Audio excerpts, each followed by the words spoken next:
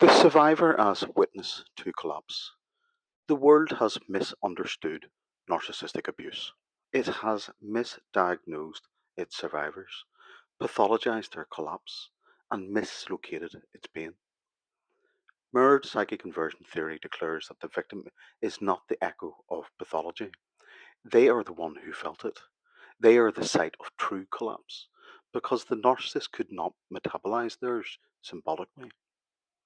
MPD is not simply a set of traits, it is a structure built upon absence, a void of mirrored attunement, a failure of integration, a skipped depressive position.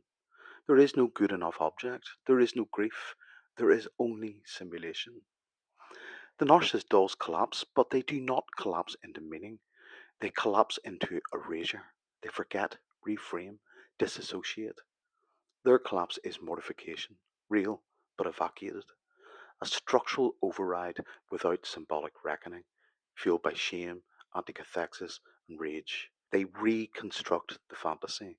They pursue new objects. They identify new persecutors. They rebuild.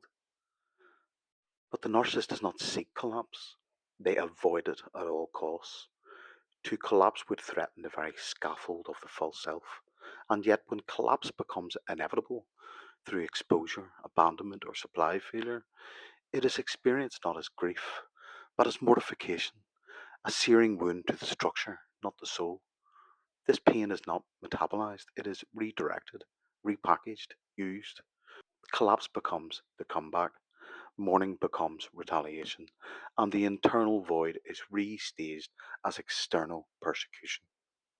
The survivor, by contrast, is the one who truly falls. They brought the bridge, they brought the truth self, the redemptive gaze, the possibility of attunement.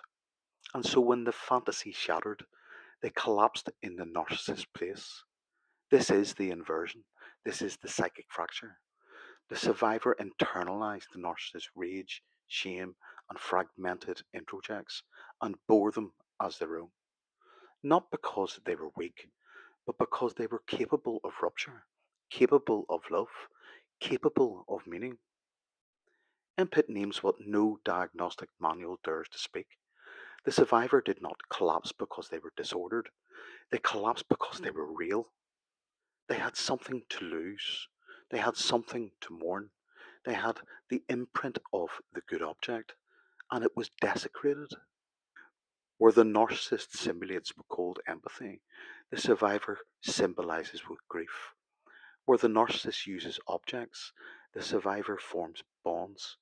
Where the narcissist avoids the depressive position, the survivor descends into it.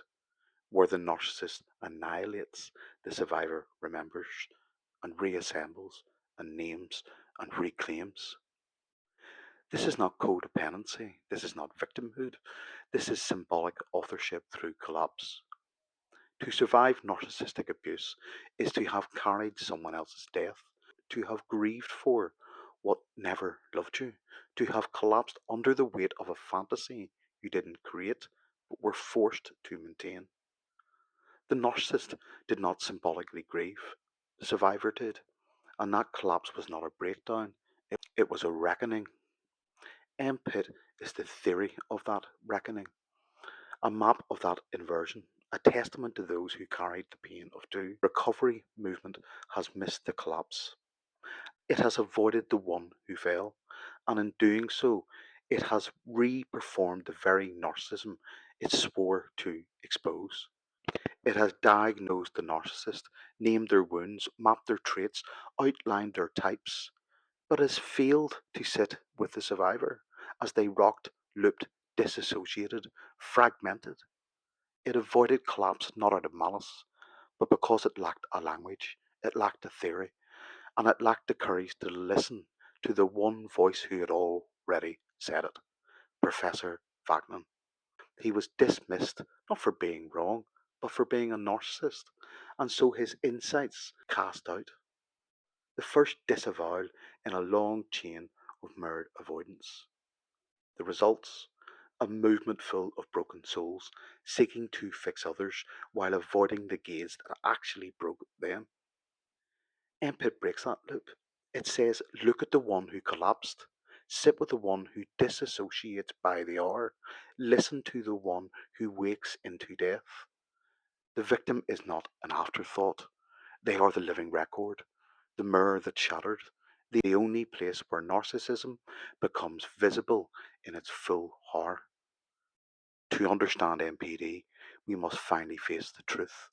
Collapse did not happen over there, it happened here, in us, and we are still here to name it. Peace out. Loads of love.